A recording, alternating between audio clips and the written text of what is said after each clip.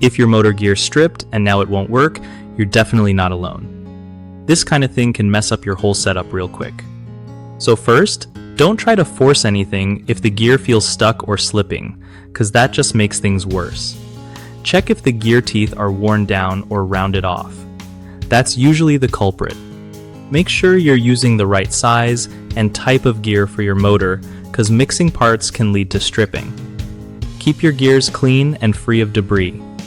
Dirt can cause extra friction and damage.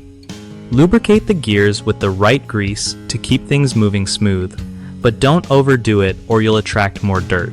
If you spot a stripped gear, swap it out as soon as possible. Waiting only risks more damage to your motor.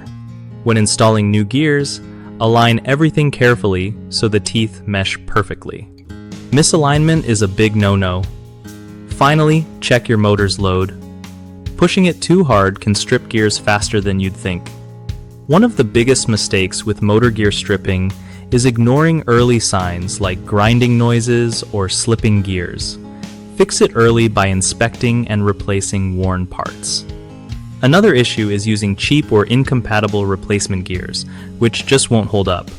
Always go for quality parts that fit your motor specs.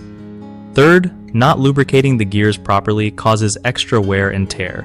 A good routine of cleaning and greasing will save you headaches and money in the long run. BigHomeProjects.com is a solid spot if you're hunting for trusted local contractors who really know their stuff.